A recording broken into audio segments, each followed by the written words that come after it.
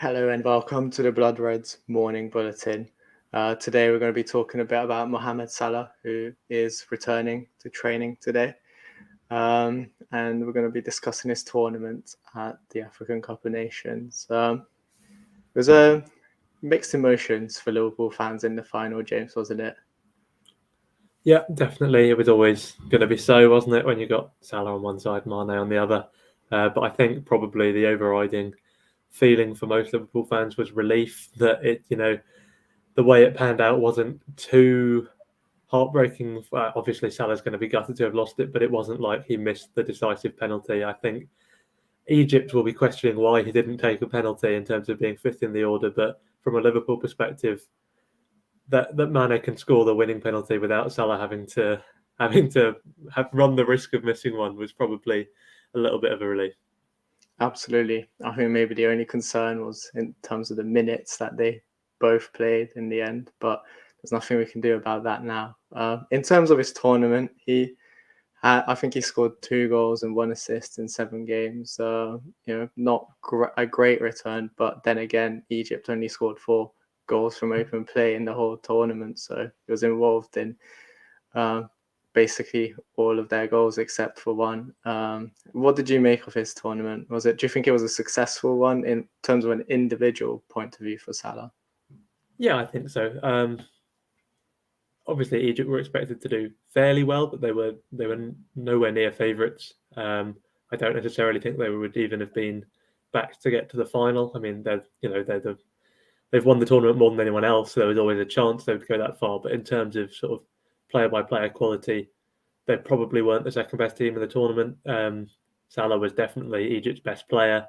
So in that respect, even if his numbers weren't necessarily astronomical, he did still kind of. I mean, you don't want to say drag them to the final because other players did contribute to a fair extent, but he was definitely their talisman. That's always going to be the case. And yeah, you mentioned the goals he did score. I mean, one of them was a winner in the group stage. One of them was a crucial equaliser in the knockouts. So yeah, it's. I think he'll look back on it and be pleased with his own contributions. He looked the most likely to score in normal time in the final. Forced a good save out of Mendy. Obviously, his overriding emotion right now is just going to be sadness and not winning it. But I think once he's had time to reflect, he'll look back on what was a pretty good tournament individually. Yeah, I think he made the most of the time he was on the ball and everything.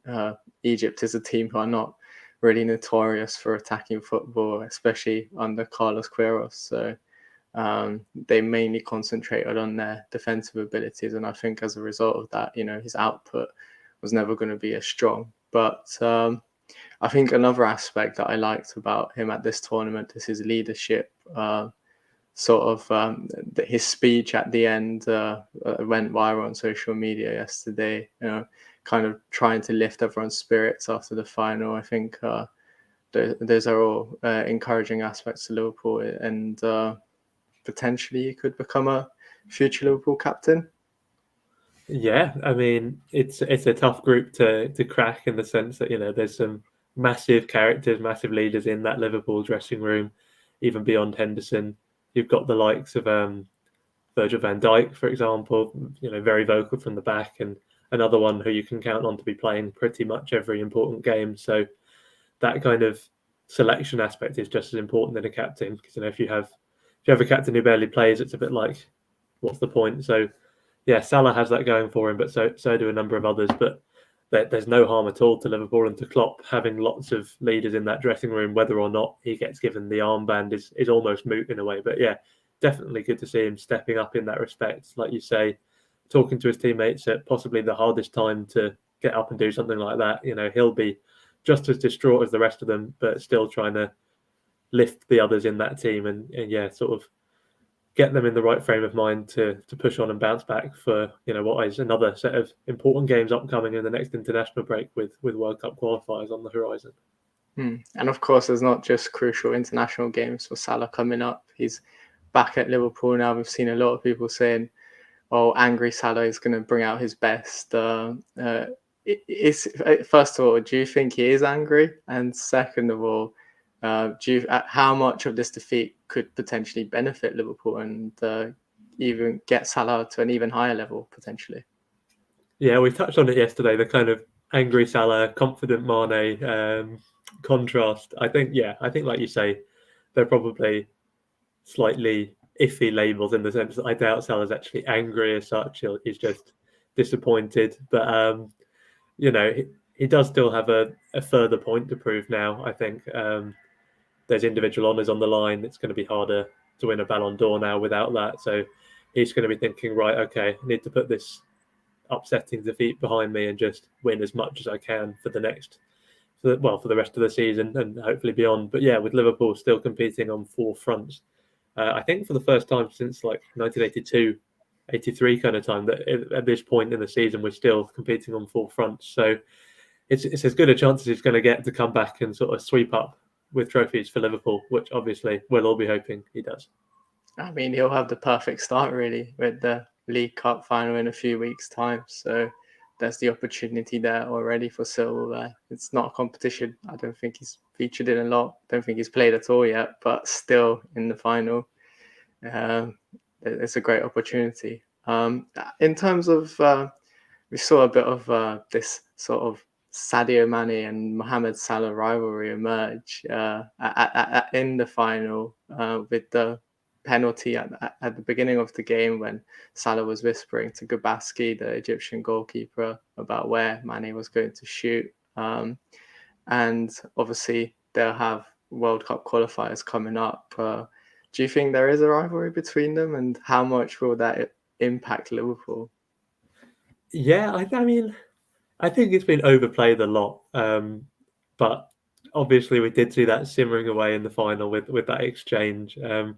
The Mail published a story this morning actually, which gave apparently Gabaski has revealed all about the encounter, and it makes some fairly entertaining reading. It's proper kind of narrative stuff. I mean, I think Salah's basically said which way Mane's going to shoot, then Mane's come up and said, no, I'm going to shoot the other way, and then Salah's just said, well, let's see. And then, of course, when Mane's gone on to have it saved.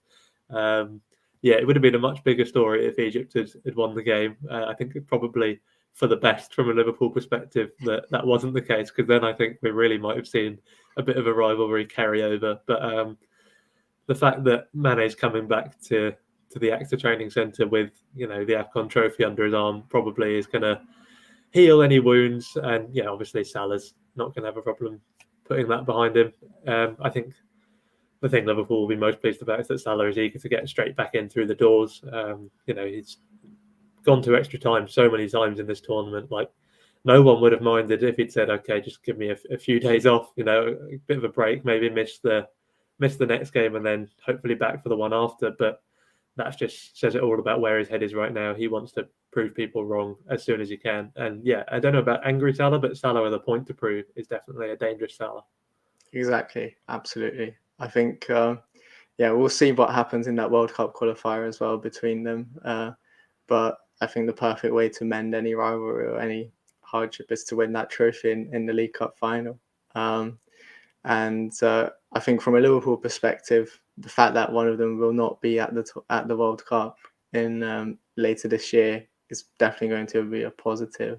I can't really, that's definitely a positive in terms of Liverpool going forward, that one of them is going to get a big rest, because I can't really think of a time when they have had such a big rest in the last few years at Liverpool.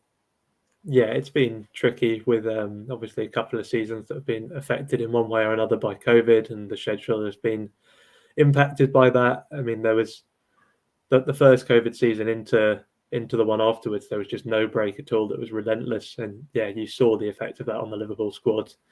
Not necessarily injuries, because a lot of our worst injuries were just kind of freak accidents, but even for the players who were still staying fit and being available for selection, the burnout was just very apparent by the end of that run. There's been maybe a tiny bit of a chance to recover now. The schedule is somewhat back to normal, but I mean, the normal schedule, particularly in England, is still pretty brutal. So any chance for a prolonged rest like that, which the Winter World Cup could offer for anyone not going to it, is probably going to be welcome at Liverpool, like you say. Equally, the way Klopp thinks as a manager, he's going to want all his players to be successful on the international front. He's going to want them to achieve everything that they want to achieve. And of course, Salah and Mane will both be desperate to be there with their countries. So you wouldn't be rooting for either of them to miss out. But of course, one of them has to. And yeah, there's definitely a silver lining in that. Yeah, we shall see what happens. I think that's about wraps it up for today. Make sure to check out the rest of the Blood Reds content and the Liverpool.com and Liverpool Echoes written content as well on our websites. Thank you for listening, guys.